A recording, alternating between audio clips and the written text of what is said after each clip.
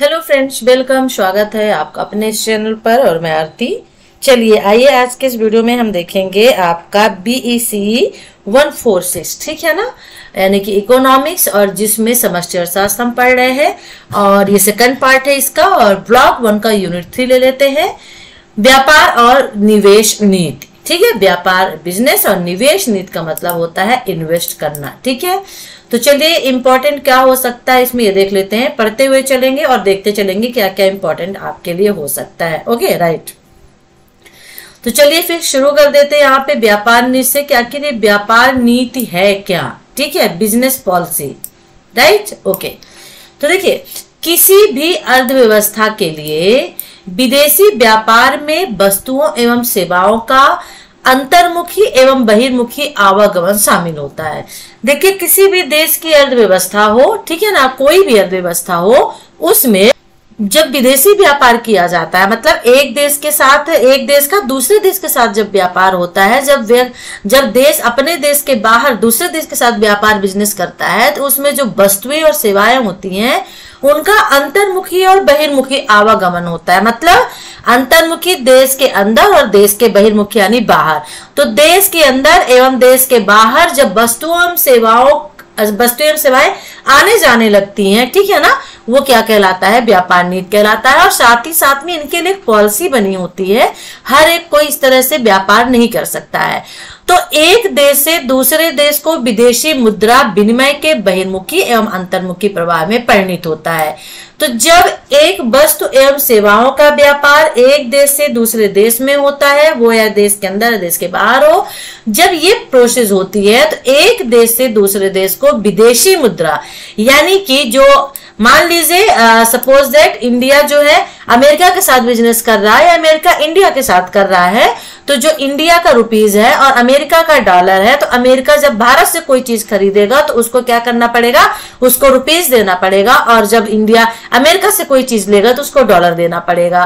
तो इस तरह से अमेरिका और इंडिया दोनों के पास रुपीज और डॉलर आ जाते हैं, और ये एक देश एक दूसरे से को जब व्यापार करते हैं, बिजनेस करते हैं, तो उस चीज में इन चीजों का यूज करते हैं, डॉलर का और रुपीज का। ठीक है, राइट। तो ये क्या होता है, व्यापार के माध्यम से एक देश को दूसरे देश से उसकी क्या मिलती है, करेंसी मिल जाती है। ठीक है, राइट है ना। तो विदेशी मुद्रा विनिमय के बहिर्मुखी अंतर्मुखी प्रवाह में परिणित होता है, राइट। तो वर्तमान समय में अंतरराष्ट्रीय व्यापार नीति विकास रणनीति का एक अति महत्वपूर्ण हिस्सा होता है, क्योंकि एक बिजनेस पॉलिसी बनाई गई है, उसके तहत ही अंतरराष्ट्रीय जो बिजनेस होता है वो यानी अंतरराष्ट्रीय व्यापार किया जाता है। और इसे किसी भी अर्थव्यवस्था के लिए आर्थिक समृद्धि, रोजगार सृजन, गरीबी उन्मूलन के एक प्रभावी साधन के रूप में प्रयोग किया जाता है। तो अर्थव्यवस्था के लिए क्या किया होता है, अर्थव्यवस्था में यानी कि आर्थिक समृद्धि यानी कि आर्थिक उत्पादकता को बढ़ाना, रोजगार को बढ़ाना और साथ ही साथ में गरीबी को दूर करना, ये सभी काम इसके अंतर्गत होते हैं। ठीक है, तो ये हो गया व्यापार नीति जो वेरी इंपॉर्टेंट है। इतना क्लियर हुआ, ठीक है ना, राइट। चलिए अब हम आगे देख लेते हैं आयात प्रतिस्थापन औद्योगिकरण यानी कि ISI। ठीक है, ये क्या है, अब देखिए आयात प्रतिस्थापन औद्योगिकरण ISI इस आधार वाक्य पर आधारित एक व्यापार नीति है। यानी ISI क्या है, एक व्यापार नीति है। ठीक है, और किसी भी विकासशील देशों को अपने आयात किए जाने वाले उत्पादों के स्वदेश में उत्पादित अनुकूल बनाने का प्रयास करना चाहिए। आयात का मतलब क्या होता है, आयात और निर्यात दो चीजें होती हैं। आयात का मतलब होता है आना, और आने का मतलब शॉर्ट में मैं आपको समझा रही हूँ कि आप कभी भूलेंगे नहीं, इसमें भी आ है और आने में भी आ होता है, आना। तो आयात और आना, और ये जनरली एक देश दूसरे देश से जब कोई वस्तु कोई सामान मंगवाता है अपने देश में, भारत सपोज दैट क्या लेता है, एरोप्लेन, वायुयान, जेट एयरवेज लेता है, कहां से लेता है, विमान रूस से लेता है, तो वो उसको आयात करता है, दूसरे देश से अपने देश में मंगवाता है। और निर्यात का मतलब भेजना होता है। तो यहाँ पर ये जो आयात प्रतिस्थापन प्रौद्योगिकीकरण है, ये जो बनाया गया है, ये व्यापार एक नीति है, एक व्यापार पॉलिसी बनाई गई है। और जनरली जो विकासशील देश होते हैं वो बहुत कम मतलब कि डेवलप होते हैं, इकोनॉमिकल कंडीशन उनकी इतनी अच्छी नहीं होती है। या यूं हम कह सकते हैं कि सभी चीजें वो अपने यहाँ नहीं बना सकते, तो जो चीजें उनके यहाँ नहीं होती, उनके देशों में नहीं होती है, उन चीजों की पूर्ति के लिए वो क्या करते हैं, उन चीजों को बाहर से मंगवा मंगवाते हैं, बाहर से उसे क्या करते हैं, आयात करते हैं। ठीक है ना। तो यहाँ पर जो उत्पाद, तो यहाँ पे कोशिश ये करनी चाहिए कि जो सामान वो बाहर से मंगवाते हैं उसको बाहर से न मंगवा करके बल्कि अपने ही देश में उसका उत्पादन किया जाए। यही आयात प्रतिस्थापन औद्योगिकरण है। ठीक है, यानी आयात की जगह में उसी सामान को प्रतिस्थापित करना, लगाना और औद्योगिकरण को बढ़ावा देना। ठीक है, तो यह एक आर्थिक विकास रणनीति है जो द्वितीय विश्व युद्ध की समाप्ति से 1960 के दशक के मध्य तक व्यापक प्रयोग में रही है। यानी कि आर्थिक विकास को बढ़ाने के लिए, राइट, आर्थिक विकास को बढ़ाने के लिए इस रणनीति का प्रयोग किया जाता है। किस रणनीति का? आयात प्रतिस्थापन औद्योगिकरण यानी ISI रणनीति का। ठीक है ना। और द्वितीय विश्व युद्ध जब हुआ था उसके खत्म होने के बाद 1960 के दशक के मध्य तक यह नीति प्रयोग में रही है। जनरली विकासशील देश जो है उनकी कोशिश रहती थी कि बाहर से चीजों को ना मंगवाया जाए बल्कि उन चीजों का उत्पादन जो है अपने देश में किया जाए। Okay, right. अब 1960 के दशक में अपनी पराकाष्ठा पर अफ्रीका, एशिया व विशेषकर लैटिन अमेरिका में विकासशील देशों द्वारा अपनाई गई। तो ये आयात प्रतिस्थापन औद्योगिकरण यानी कि ISI, ठीक है ना, जो आयात प्रतिस्थापन औद्योगिकरण है ये अफ्रीका, एशिया और खासतौर पर जो लैटिन अमेरिका के विकासशील देश है वहां पर अपनाई गई थी। ठीक है, ओके। अब यहाँ पर आगे थोड़ा सा देख लेते हैं। ओके, और बहुत सारी चीजें होती हैं, मतलब कि यदि आप किसी चीज को बाहर से मंगवाते हो तो आपको पैसे देने पड़ते हैं, वो बहुत ज्यादा ऊंची कीमत पे होती हैं। ठीक है, या तो आप ऋण लेते हो, आपके पास पैसे नहीं है, लोन लेना पड़ता है, फिर वो चुकता करना पड़ता है। तो इससे बेहतर ये कोशिश की जाए कि उस चीज का उत्पादन अपने देश में किया जाए। और भारत समेत बहुत सारे विकासशील देशों ने जो ये व्यापार नीति है ISI इसको अपनाया था। ठीक है, तो आयात प्रतिस्थापन औद्योगिकरण के 3 प्रमुख मत या सिद्धांत हैं। वो सिद्धांत कौन कौन से हैं? तो पहला सिद्धांत है एक घरेलू औद्योगिक आधार को बढ़ावा देने की कोई सक्रिय औद्योगिक नीति। यानी कि आप बाहर से मंगवा रहे हो तो विदेशी औद्योगिक नीति हो जाएगी, लेकिन जब उसी का उत्पादन आप घर में करने लगोगे अपने देश में तो घरेलू औद्योगिक हो जाएगा। तो घरेलू औद्योगिक को बढ़ावा देना पहला इसका सिद्धांत था। ठीक है, ओके। यानी कि यदि वह श्रम में उत्तम है, मतलब आप ऐसा कर सकते हो तो। ठीक है ना, ओके। अब दूसरा देख लेते हैं। दूसरा क्या है? तो दूसरा है कि व्यापार के समक्ष संरक्षणात्मक अवरोध यानी घरेलू शिशु उद्योगों की संरक्षणार्थ लगाए गए शुल्क एवं नीतांश घरेलू इकाइयों को अप्रतिस्पर्धी एवं अदक्ष बनाने लगते हैं। यानी कि व्यापार के समक्ष संरक्षणात्मक अवरोध, कुछ व्यापार के सामने संरक्षणात्मक अवरोध यानी रुकावट भी आते हैं। ठीक है ना, कुछ मतलब शुल्क लगाए जाते हैं, टैक्स लगाए जाते हैं, कर लगाए जाते हैं, तो उनसे भी एक इससे बचाव होता है। फिर तीसरा, एक मौद्रिक नीति जो बहुविध मुद्रा विनिमय दरों द्वारा विदेशी मुद्रा विनिमय का नियंत्रण वितरण करती है। तो एक मौद्रिक नीति है जो क्या करती है? मुद्रा विनिमय का मतलब क्या होता है? मुद्रा का एक्सचेंज होना, मनी एक्सचेंज होना। ठीक है ना, तो एक देश से दूसरा देश जब खरीदता है तो वहां मुद्रा भी क्या होती है? एक्सचेंज होती है। ठीक है ना, तो मुद्रा विनिमय दरों द्वारा विदेशी मुद्रा विनिमय का नियंत्रण करना। ओके, ठीक है, ओके। तो हालांकि यहाँ पे सिद्धांत तो नहीं कह सकते हैं, लेकिन पूछ भी सकता है क्वेश्चन। लेकिन ये आपके लिए व्यापार नीति यदि आता है तो उसके अंतर्गत भी आप आयात प्रतिस्थापन औद्योगिकरण भी लिख सकते हैं, क्योंकि ये व्यापार नीति ही है। और यदि आयात प्रतिस्थापन औद्योगिकरण पूछते हैं तो आपको ये लिखना ही लिखना है। ठीक है, ओके। यदि हम भारत के संदर्भ में देखते हैं कि भारत के संदर्भ में ऐसा क्या है, तो भारत में आयात प्रतिस्थापन औद्योगिकरण यानी ISI नीति का एक ऐसा प्रयोग तभी से बाजार संकेंद्रण उत्पादन यानी बाजार को संकेंद्रित करना, इकट्ठा करना, उत्पादन की उच्च इकाई लागत यानी उत्पादन जो हो बहुत ज्यादा मात्रा में हो। ठीक है ना, जनरली क्या होता है कि लोग उत्पादन तो करते हैं, किसी चीज का लगाते हैं और उसका उत्पादन होता है। मान लीजिए कि आपने कोई चीज उगाई और उसका उत्पादन कम हो, चीज कम हुई है, उसमें पैसे बहुत ज्यादा लग गए। लेकिन जब पैसे कम लगे और उत्पादन ज्यादा हो तो वो उत्पादन के उच्च लागत, इकाई लागत कहलाती है। ठीक है ना, वस्तुओं की निकृष्ट गुणवत्ता यानी जो वस्तुएं होती है वो भी अच्छी नहीं होती हैं। मुद्रा का अधिक मूल्यांकन यानी उनकी जो एक तरह से रेट होता है वो बहुत ज्यादा होता है। ठीक है ना, उत्पादन में अत्यधिक सरकारी हस्तक्षेप, फिर उत्पादन जो प्रोडक्ट होता है उसमें सरकारी हस्तक्षेप भी ज्यादा होता है। उसका रीजन ये होता है कि बहुत सारे रूल्स रेगुलेशन होते हैं, नीति पॉलिसी होती है जो बनाई जाती है, तो उनको फॉलो करना पड़ता है, तो इसमें परिणत होने वाला माना जाने लगा है। तो कुल मिलाकर एक निर्यात विरोधी पूर्वाग्रह में वृद्धि करते थे। इस प्रकार उक्त IS रणनीति से 150 के उत्तरार्ध से 1981 तक की दीर्घावधि समय, यानी यहाँ पे हम कह सकते हैं कि भारत में भी इस नीति को अपना लिया गया है, आयात प्रतिस्थापन औद्योगिकरण को। ठीक है, राइट। हाँ, विनिमेयता और घाटा खाता क्या है, ये इंपॉर्टेंट हो सकता है। विनिमेयता और घाटा खाता, तो विनिमेयता का मतलब यहाँ पे मुद्रा से है। मुद्रा विनिमेयता का अर्थ वेरी वेरी इंपॉर्टेंट आपके लिए हो सकता है। तो देखिए, मुद्रा विनिमेयता यानी कि घरेलू मुद्रा को अन्य अंतरराष्ट्रीय रूप से मान मुद्राओं में परिवर्तित करने और इसके विपरीत भी करने का अधिकार, स्वतंत्रता। यानी कि आप जब व्यापार करते हैं, अंतरराष्ट्रीय व्यापार करते हैं, ठीक है ना, तो वहां पे आप क्या करते हैं कि जो आपकी घरेलू मुद्रा होती है, हमारी घरेलू मुद्रा क्या है, रुपया है ना, हमारे देश की मुद्रा करेंसी क्या है, रुपया है। तो जब हम अंतरराष्ट्रीय रूप से मान मुद्रा में, अंतरराष्ट्रीय मान मुद्रा क्या हो गई, रूबल हो गई, डॉलर हो गई, इस तरह की मुद्राएं है ना हो गई, तो इनमें जब उनको परिवर्तित करते हैं और उनको परिवर्तित करने का अधिकार और स्वतंत्रता ही विनिमेयता कहलाता है। ठीक है, तो विनिमेयता के दो आयाम है। पहला आयाम है चालू खाता विनिमेयता और दूसरा है पूंजी खाता विनिमेयता।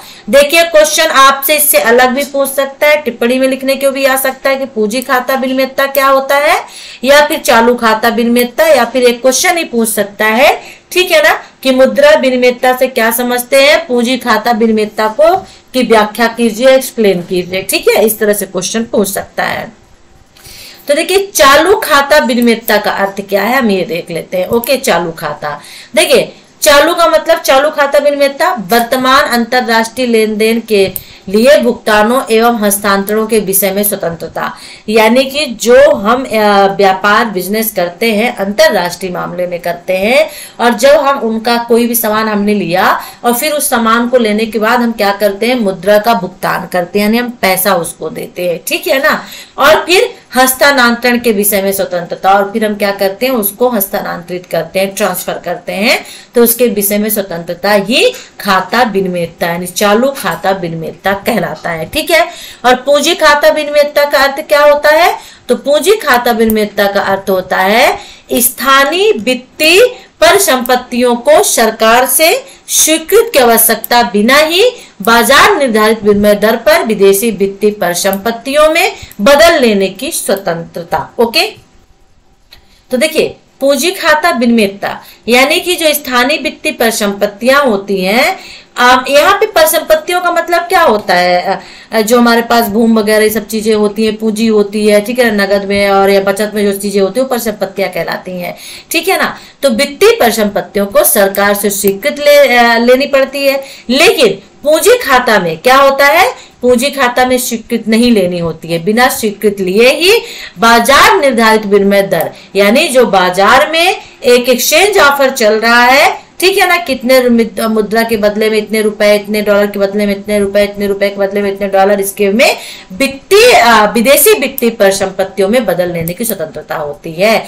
यानी आप सपोज दैट सिंपल लैंग्वेज में समझ लीजिए कि इंडियन रुपीज को सरकार की परमिशन लिए बगैर ही आप इसको अमेरिका के डॉलर में बदल ले। इंडियन रुपीज या इंडियन वित्तीय या फिर भारतीय वित्तीय परिसंपत्तियों को सरकार की सहायता व सरकार की स्वीकृति लिए बगैर, सरकार की मंजूरी लिए बगैर आप विदेशी वित्तीय परिसंपत्तियों में बदल लें और बदलने की स्वतंत्रता होती है। यही पूंजी खाता विनिमेयता कहलाता है। ठीक है, अभी देख लीजिए दूसरे शब्दों में भी पूंजी खाता विनिमेयता CAC कैपिटल अकाउंट विनिमेयता का मतलब यहाँ करेंसी होता है। ठीक है ना, तो बिना किसी प्रतिबंध के विभिन्न देशों में मुक्त एवं अनियंत्रित पूंजी नकदी की पूर्ण परिवर्तनशीलता, बिना किसी प्रतिबंध के, बिना किसी रुकावट के, बिना किसी उसके आप जो है बहुत सारे देशों के साथ मुक्त एवं बिना नियंत्रित, यानी अनियंत्रित यानी जिस पर कोई नियंत्रण नहीं होता है,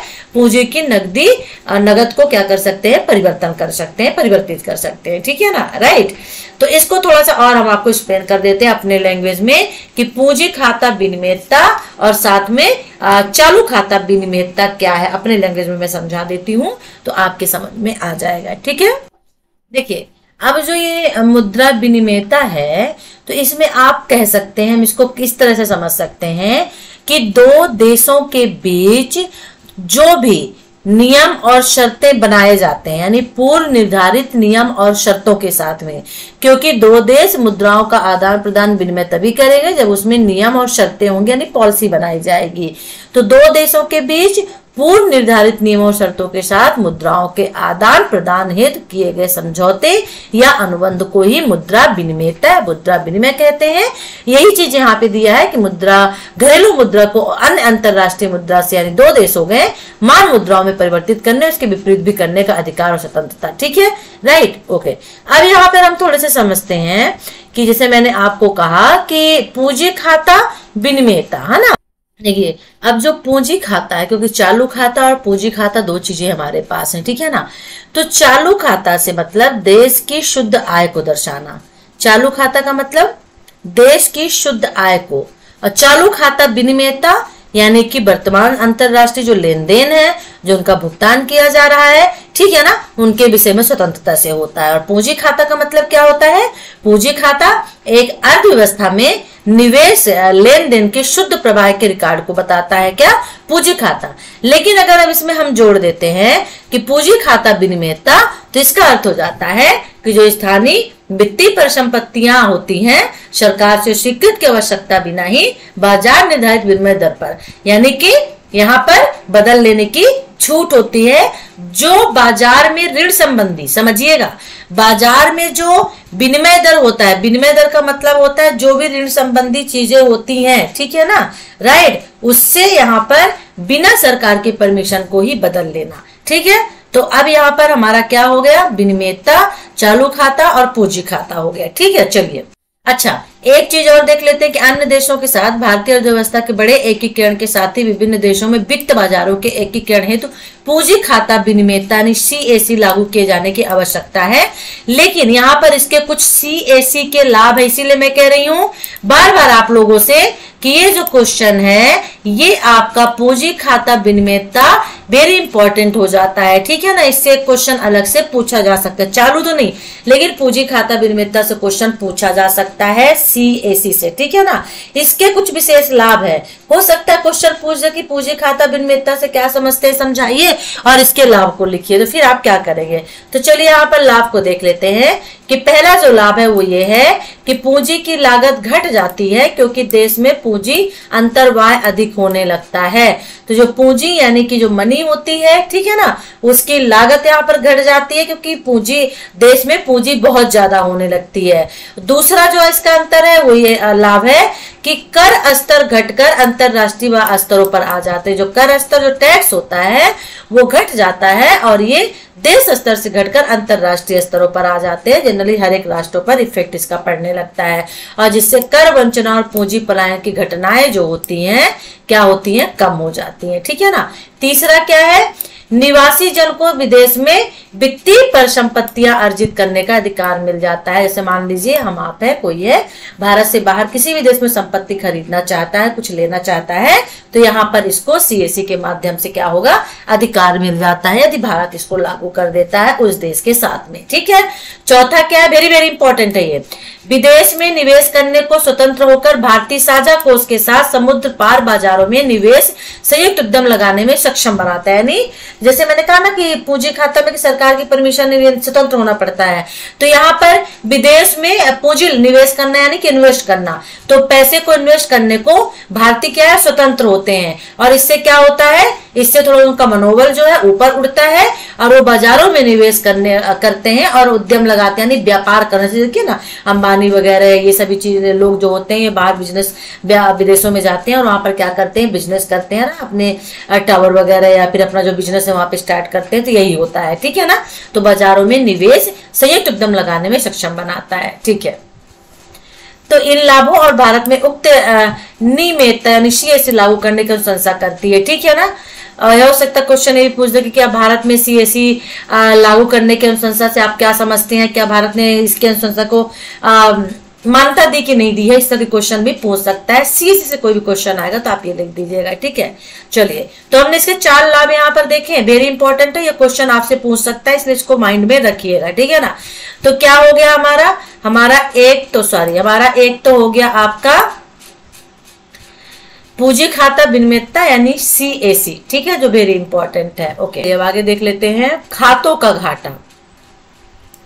घाटा, भुगतान शेष उन सभी अंतरराष्ट्रीय वित्तीय व्यापार सौदों का एक व्यवस्थित लेखा जोखा होता है जो किसी गृह राष्ट्र और शेष जगत के बीच किसी ज्ञात समय अवधि में होते हैं, ठीक है। अब थोड़ा समझ लेते हैं कि भुगतान शेष है क्या, मैं आपको क्या भी समझ में आया।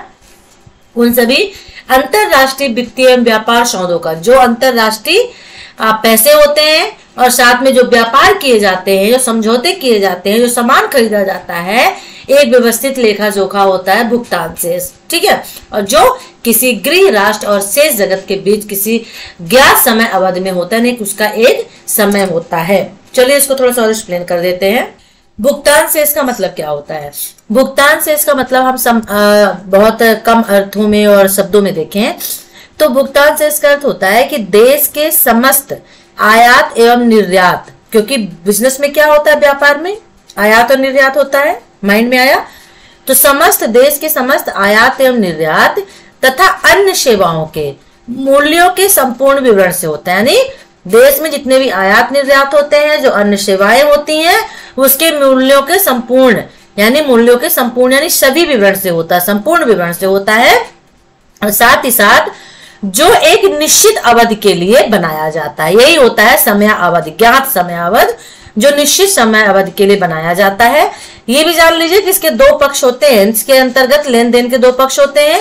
एक और लेनदारियों का विवरण होता है जो लोग लेते हैं, जिसे धनात्मक कहते हैं, दूसरी ओर देनदारियों का विवरण होता है जिसे हम ऋणात्मक कहते हैं, ठीक है। तो हम इसको इस तरह से कह सकते हैं कि विभिन्न देशों के बीच पारस्परिक लेन देन के शेष को भुगतान शेष यानी बैलेंस ऑफ पेमेंट, जो आपका बीओपी है, ये बैलेंस ऑफ पेमेंट है, इसे कहते हैं। और हम इसे और अच्छे से एक्सप्लेन करें तो हम कह सकते हैं किसी निश्चित तिथि को, जो एक समय अवधि और निश्चित तिथि हो गई, तो किसी निश्चित तिथि को एक देश द्वारा अन्य देशों को चुकाई जाने वाली सकल राशि और तथा अन्य देशों से उसे प्राप्त होने वाली सकल राशि के अंतर को देश का भुगतान शेष कहते हैं, ठीक है ना। अब यहां पर देख लेते हैं निर्यात यानी यक्स घटा आयात यम यानी X minus M equal to के रूप में परिभाषित भुगतान शेष में कोई घाटा 3 प्रकार के खातों में परिणित हो सकता है, ठीक है। तो निर्यात यक्स और आयात यम हो गया। अब यक्स माइनस यम हो जाएगा तो यहां पर क्या कर सकते हैं, इसके बाद जो निकलता है वो भुगतान शेष कहलाता है, बैलेंस ऑफ पेमेंट, ठीक है। ओके, अब यहां पर देख लेते हैं, जैसे अब मान लीजिए व्यापार खाता घाटा यानी सिर्फ व्यापार घाटा होता है, चालू खाता घाटा और पूंजी खाता घाटा, ठीक है ना, राइट। यानी भुगतान शेष में कोई भी घाटा 3 प्रकार के घाटों में परिणित होता है। तो भुगतान शेष में अगर घाटे की बात करते हैं तो 3 तरह के घाटे इसमें देखे जाते हैं। पहला घाटा होता है व्यापार खाता घाटा, दूसरा होता है चालू खाता घाटा और तीसरा पूंजी खाता घाटा, ठीक है ना।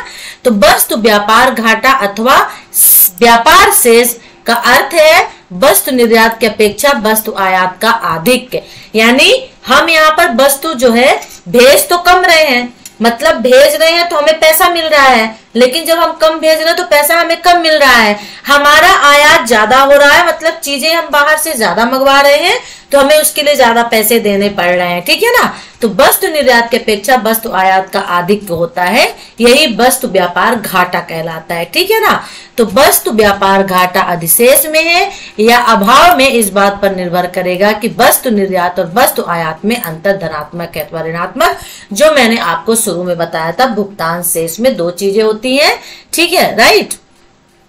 चालू खाता घाटा शेष जगत को राष्ट्र की ऋणग्रस्तता में वृद्धि का संकेत देता है, और दूसरे शब्दों में किसी देश के भुगतान शेष में चालू खाते पर प्राप्तियों के ऊपर व्यय की अधिकता दर्शाता है। ठीक है, यानी पूंजी खाता घाटा यह दर्शाता है कि देश की दीर्घ अवधि में स्वास्थ्य बिगड़ रहा है, और दोनों को ध्यान में रखते हुए भुगतान शेष चालू खाता घाटे और पूंजी खाता घाटे के कुल योग के रूप में परिभाषित किया जाता है। तो हम यहाँ पे कह सकते हैं भुगतान शेष घाटा इक्वल टू चालू खाता प्लस पूंजी खाता घाटा। ठीक है, आया, ये समझ में आ गया ना, खातों का घाटा। ठीक है, उल्टा मैंने बोल दिया, खातों का घाटा। इसके 3 तरह के घाटे होते हैं, ये भी आपके इंपॉर्टेंट हो सकता है, तो इसे याद कर लीजिए। अब क्या हो सकता है हमारे लिए इंपॉर्टेंट, इसमें देख लेते हैं। प्रत्यक्ष विदेशी निवेश नीति से भी चलते चलते समझ लेते हैं थोड़ा सा, क्योंकि रेशन आपके लिए इंपॉर्टेंट है। तो देखिए यहाँ पे प्रत्यक्ष विदेशी निवेश, इसे FDI बोला जाता है। ठीक है ना।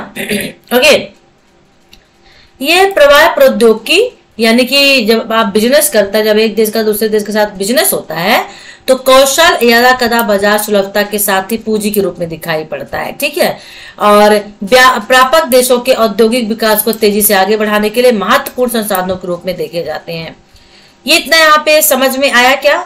लेकिन मैं इसको चलिए बता देती हूँ कि ये जो प्रत्यक्ष विदेश नीति है वो है क्या। देखिए, एक्चुअली होता क्या है कि कोई भी देश है, किसी भी एक देश की कंपनी का जब दूसरे देश में किया गया निवेश, मान लीजिए हमारे देश की कंपनी है और दूसरे देश की कंपनी में वो क्या कर रही है, निवेश कर रही है, दूसरे देश में निवेश कर रही है। हमारे एक देश की कंपनी दूसरे देश में निवेश कर रही है, ठीक है ना, तो किया गया निवेश प्रत्यक्ष विदेशी निवेश कहलाता है। ठीक है, क्योंकि वो डायरेक्ट कर रही है, और ऐसे निवेश से निवेशकों को दूसरे देश की उस कंपनी के प्रबंधन में कुछ हिस्सा हासिल हो जाता है। तो जब ऐसा प्रत्यक्ष विदेशी निवेश किया जाता है, तो ऐसे निवेश में जो निवेशक होते हैं वो दूसरे देश की जो कंपनी होती है, जिस कंपनी में वो निवेश करते हैं, उसके प्रबंधन में कुछ हिस्सा उसे हासिल हो जाता है। ठीक है, जिससे उसका पैसा, जिसमें उसका पैसा लगता है। ठीक है ना, तो ये है प्रत्यक्ष विदेशी निवेश। ठीक है, इसके चरण होते हैं। भारत में प्रत्यक्ष विदेशी निवेश ने तब तक नीचे दर्शाए गए 3 चरणों से गुजरी है। ठीक है, ओके, तो किसी एक देश की कंपनी का दूसरे देश में किया गया निवेश प्रत्यक्ष विदेशी निवेश कहलाता है। फॉरेन डायरेक्ट इन्वेस्टमेंट, ठीक है, foreign direct investment, FDI, foreign direct investment. ठीक है, विदेशी प्रत्यक्ष विदेशी निवेश, तो फॉरेन डायरेक्ट इन्वेस्टमेंट इसको हम कहेंगे। ठीक है ना, FDI से कहते हैं। अच्छा, जैसे मान लीजिए किसी निवेश को FDI का दर्जा दिलाने के लिए कम से कम कंपनी में विदेशी निवेश को 10% शेयर खरीदना पड़ता है। जिस कंपनी में वो निवेश करेगी उसका 10% शेयर खरीदना पड़ेगा, तभी ये ऐसा हो पाता है। ठीक है, चलिए अब यहाँ पे प्रथम चरण है।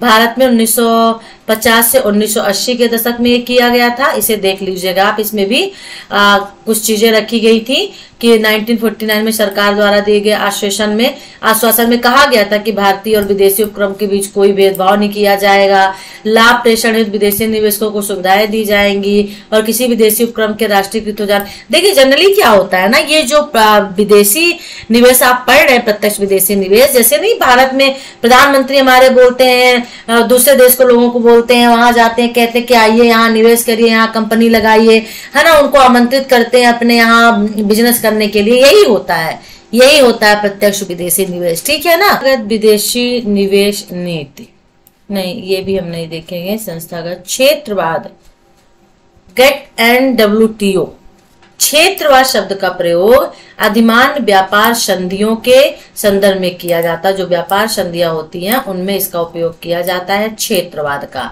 और यहाँ पर व्यापार नीति पदबंधों का शब्दकोश क्षेत्रवाद का वर्णन होता है, यानी एक ऐसी प्रक्रिया के रूप में करता है जिसके द्वारा क्षेत्रीय व्यापार समझौता एक क्षेत्रीय आधार पर व्यापार को उदार अथवा सुविधाजनक बनाने हेतु सरकारों की कार्रवाइयों के रूप में काम करते हैं। क्षेत्रीय व्यापार समझौते अनेक रूप से ले सकते हैं, जैसे मुक्त व्यापार क्षेत्र, सीमा शुल्क संघ, साझा बाजार, आर्थिक संघ। ठीक है, ये सभी चीजें होते हैं। ठीक है, किसके अंतर्गत आते हैं, क्षेत्रवाद के अंतर्गत आते हैं। चलिए क्षेत्रवाद को भी थोड़ा सा हम आपको समझा देते हैं कि आखिर क्षेत्रवाद है क्या। देखिए जनरली हम क्षेत्रवाद को क्या बोलते हैं, क्षेत्रवाद को भी यही बोलते हैं ना, मतलब एक कोई क्षेत्र विशेष है, यानी कि एक भौगोलिक क्षेत्र के भीतर विशेष उसकी पहचान हो। ठीक है ना, राइट, यानी कि भौगोलिक क्षेत्र के भीतर एक विशेष पहचान से वो जाना जाता हो, उसे हम क्षेत्रवाद बोलते हैं। ठीक है, राइट। या और सामूहिक कार्रवाई को आकार देने वाली संस्था होती है। तो क्षेत्रवाद की पहचान के उद्देश्य एक सामान्य भावना की अभिव्यक्ति है जो एक भौगोलिक क्षेत्र के भीतर एक विशेष पहचान से वो जानी जाती है। ठीक है, ओके, सार संक्षेप आ गया। ठीक है, तो इसमें 2 ही 3 क्वेश्चन है जो आपके लिए वेरी इंपॉर्टेंट है, तो प्लीज उन्हें देख लीजिएगा। आयात प्रतिस्थापन, ठीक है, सॉरी, आयात प्रतिस्थापन औद्योगिक यानी ISI देख लीजिएगा, ये आपके लिए इंपॉर्टेंट है, मैं पहले से ही बता दी हूँ। प्रत्यक्ष विदेशी निवेश क्या कहलाता है, FDI, ये भी आपके लिए इंपॉर्टेंट है। ठीक है, ये देख लीजिएगा, राइट। क्षेत्रवाद और बहुपक्षवाद तो मैंने नहीं पढ़ाया, लेकिन फिर भी चलते चलते यहाँ पे देख लीजिए कि क्षेत्रवाद ऐसी प्रक्रिया है जिसके द्वारा किसी क्षेत्रीय आधार पर व्यापार की सुविधा देने हेतु सरकारों की कार्रवाइयों को प्रोत्साहन किया जाता है। यानी कि जो व्यापार किया जाता है वो क्षेत्र के आधार पर किया जाता है। इस क्षेत्रवाद का मतलब ये होता है किसी क्षेत्र किसी विशेष स्पेशल जगह की वजह से वो जाना जाता हो। तो जब किसी क्षेत्रीय आधार पर व्यापार की सुविधा दी जाए, सरकार की तरफ से प्रोत्साहन दिया जाए, वो क्षेत्रवाद कहलाता है। ठीक है, ओके, ठीक है। बहुपक्षवाद वैश्विक व्यापार को सघन बनाने के लिए देशों के किसी समूह के बीच समझौतों को कहा जाता है। ठीक है ना। हमारी जो नेक्स्ट यूनिट है वो श्रम कानून एवं विनियमन होगा, इसे हम देखेंगे नेक्स्ट वीडियो में लेंगे। ठीक है ना। तो वीडियो को लाइक करिए, शेयर करिए, चैनल को सब्सक्राइब कर लीजिए नहीं किया है, और हमारे ग्रुप से जुड़ जाइए। टेलीग्राम, व्हाट्सएप से वीडियो को डिस्क्रिप्शन बॉक्स पे लिंक दिया हुआ है। Take care, bye.